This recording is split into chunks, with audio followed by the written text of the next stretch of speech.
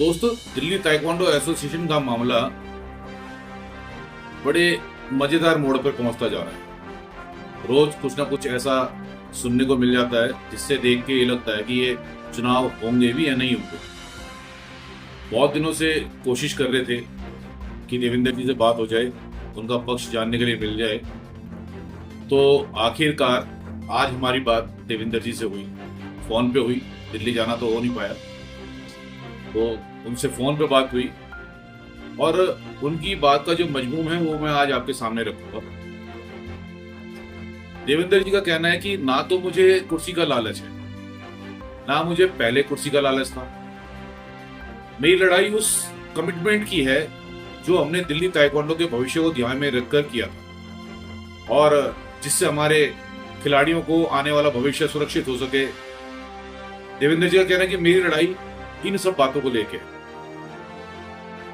अभी कोषाध्यक्ष नहीं है क्योंकि अब तो इलेक्शन डिक्लेयर हो चुका है, लेकिन उनका कहना है कि मेरे को जो जिस स्पोर्ट्स कोड की मैं बात कर रहा हूं, स्पोर्ट्स डेवलपमेंट कोड की जो मैं बात कर रहा हूं, मैं अच्छे से जानता हूं कि अगर वो लागू होगा, उसको लागू किया जाए, तो मैं तो अपनी डिस्ट्रिक्ट का भी प्रेसिडेंट बनने के लायक नहीं हूं, क्योंकि मैं ऑलरेडी कई वर्षों से अपने डिस्ट्रिक्ट में पदाधिकारी रहा हूं और मैं चाहता हूं कि जो स्पोर्ट्स डेवलपमेंट कोड है उसको ना सिर्फ स्टेट के इलेक्शन के लिए, जो दिल्ली ताइक्वांडो एसोसिएशन के इलेक्शन के लिए, बल्कि उसको डिस्ट्रिक्ट वाइज जो है वो लागू किया है। अब ये चुनाव देखने में जितना सीधा और आसान दिखाई दे रहा है, उतना सीधा आसान रहने वाला नहीं है।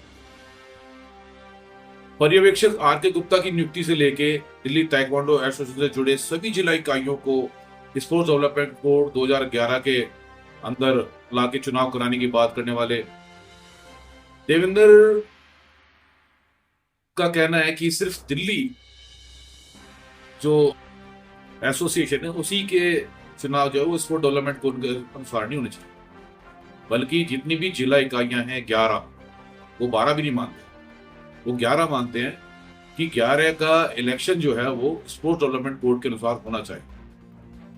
जितने हमारे जिले हैं दिल्ली के, उतने ही। और इसमें एक बड़ा पेच ये है कि लास्ट टाइम जब 2023 के चुनाव हुए थे टीएफआई के, तो उसमें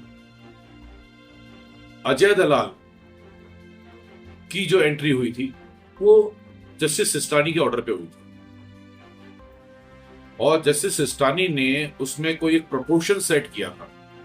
वो भी हम जब अजय के साथ हमारी बात होगी, अजय दलाल से बात करने के बाद ये बात भी हम आपके सामने लेके आएंगे कि वो क्या प्रोपोर्शन था और वो कैसे दिल्ली के चुनावों को इफेक्ट करेगा। तो अभी तो कुल मिला के देवेंद्र का जो मसला है वो ये है कि जिला स्तर से लेके और राज्य स्तर तक के चुनावों में सब जगह स्पोर्ट्स डेवलपमेंट कोड को लागू किया जाना चाहिए। और क्योंकि स्पोर्ट्स डेवलपमेंट कोड जो है वो सिर्फ राज्य इकाइयों के लिए या नेशनल बॉडीज के लिए नहीं है, उसके अंदर प्रावधान जिला स्तर का भी है। जब हमने देवेंद्र से पूछा कि भाई ये जो स्पोर्ट्स कोड का जो हल्ला है, कहीं ऐसा तो नहीं कि आप अपने आप को एक जनरल सेक्रेटरी के तौर पे चाहते हो कि भाई मैं एक जनरल सेक्रेटरी मैं बन जाऊँ, इस टर्म में मेरे को मौका मिलना चाहिए, बहुत टाइम हो गया मेरे को ताइक्वांडो के साथ जुड़े हुए। तो देवेंद्र ने बड़े सरल स्वभाव में कहा कि मैं तो स्पोर्ट्स कोड डेवलपमेंट की बात कर रहा हूँ और अगर ये स्पोर्ट्स डेवलपमेंट कोड लागू होता है तो मैं तो अपने जिले का भी प्रधान नहीं बन सकता।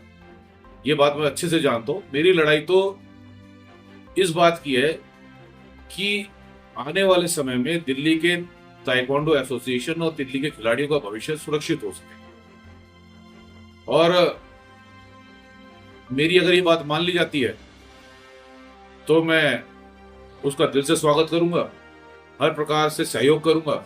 लेकिन अगर मेरी बात नहीं मानी जाती है तो चाहे कोई मेरा साथ दे या ना दे, मैं दिल्ली की ताइक्वांडो के अच्छे भविष्य के लिए एक लंबी लड़ाई लड़ने के लिए पूरे से तरीके से तैयार हूं। अब देखना ही होगा कि देवेंद्र की ये लड़ाई एकला चलो रे है या लोग साथ जुड़ते जाएंगे और कारवां बनता जाएगा। जो भी अपडेट होगी वो आपके साथ शेयर करेंगे और कोशिश करेंगे कि जल्दी ही देवेंद्र जी के साथ कोई हमारी वीडियो चैट हो जो उनके पक्ष को सही ढंग से आपके सामने रख सके। तब तक के लिए नमस्कार।